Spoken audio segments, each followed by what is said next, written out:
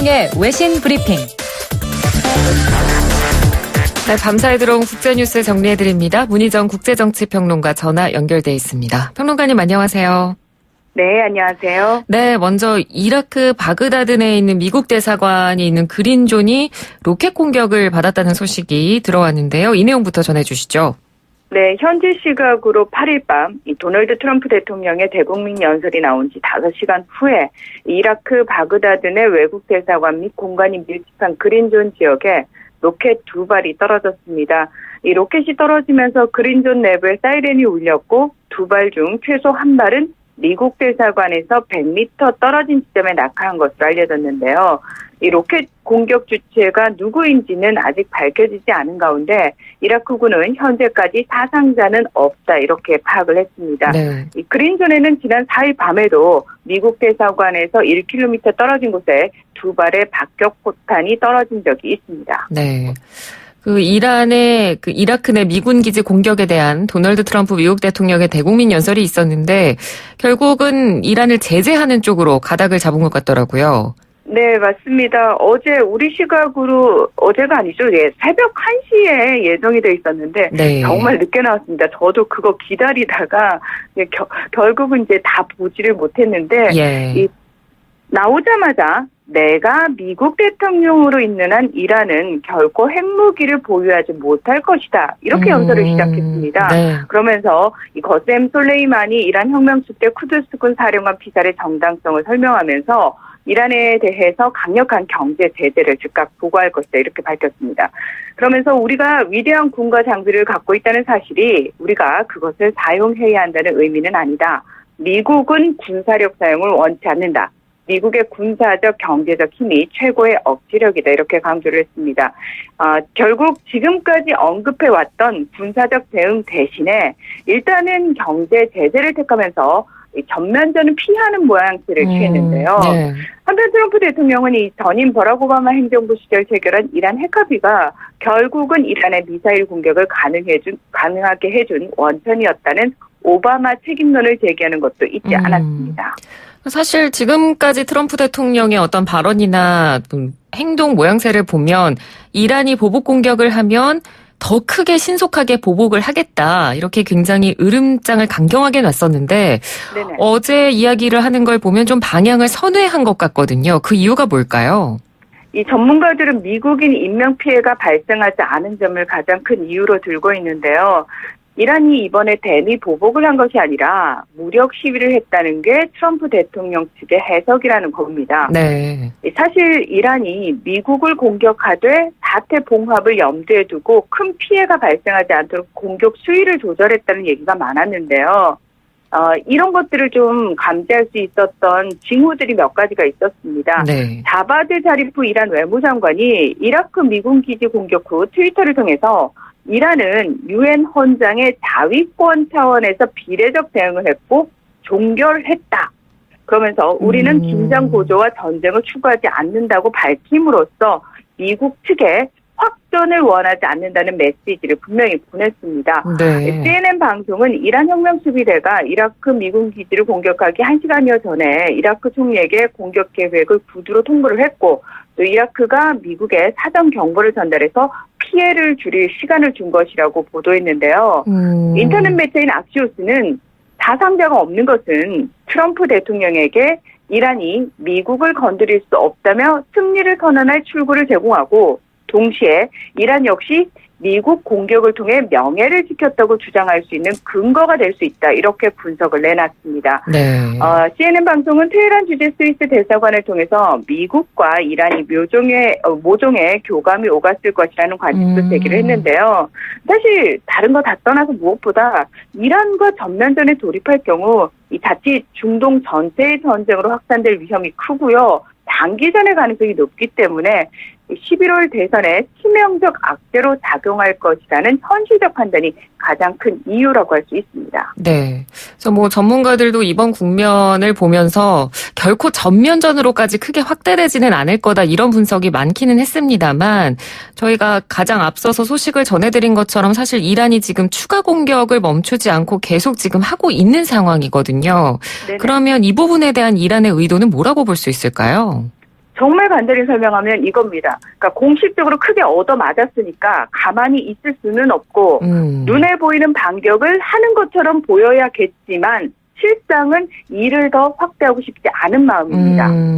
그러니까 제가 계속 설명을 하지만 이란 내부는 최고 지도자인 하메네이와 혁명수비대처럼 대미 항전의 강경파와 하산 루하니 대통령과 자리프 외무장관처럼 온건 대화파가 공존하고 있는 상황인데요. 네. 따라서 이란 강경파의 대표적 인물 중 한 사람인 이 솔레이마니 사령관이 피살당했기 때문에 강경파의 분노와 국민적 정서상 반미 여론이 우세할 수밖에 없습니다. 그렇죠. 하지만 현실적으로 경제적 위기가 심각한 이란이 전쟁을 할 여력은 안 되기 때문에 이 적당히 미국의 보복 타격을 가하는 모양새를 취해 내부 결속을 다지면서도 실제적으로 미국의 피해를 최소화함으로써 확전의 명분은 주지 않으려는 노력을 한 것으로 보입니다. 네. 하지만 하메네이가 간밤에 우리는 미국의 뺨을 한 대 때렸을 뿐이다. 보복이라고도 할 수 없는 수준이다. 라고 말한 것이라든지 로하니 대통령이 미국이 솔레이마니 장군의 팔을 잘랐을지 모르지만 이 지역에서 미국의 다리도 잘릴 것이다. 라고 경고하는 등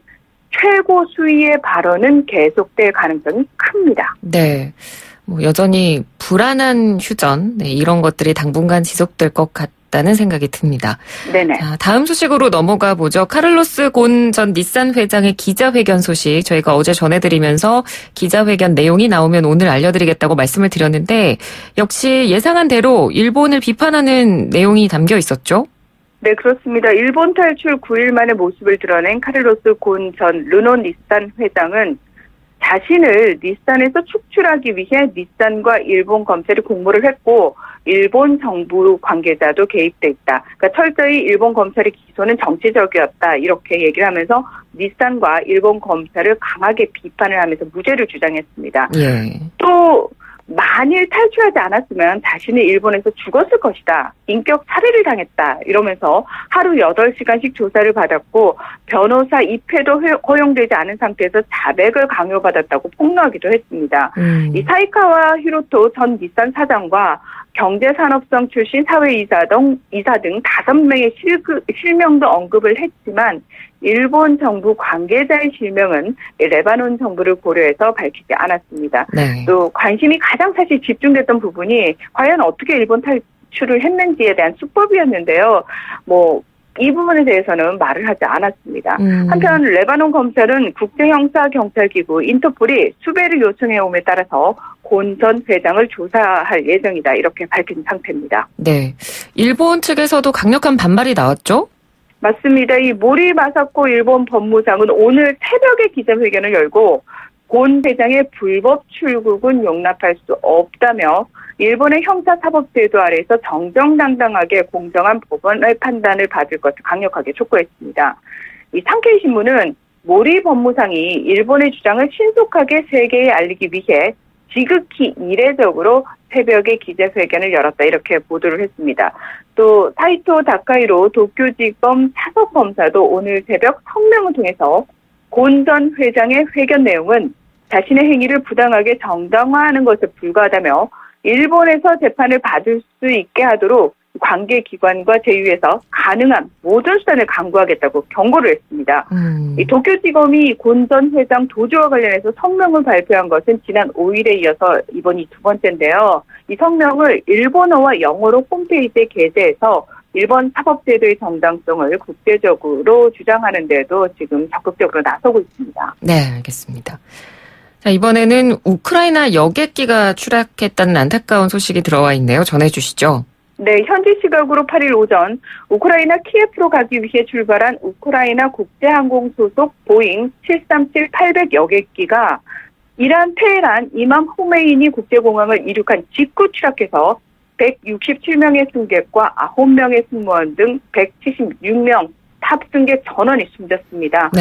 이란 항공당국은 이륙 직후 항공기 엔진에 불이 났고 이후 기장이 항공기를 통제할 수 없었다고 사고 상황을 전했는데요.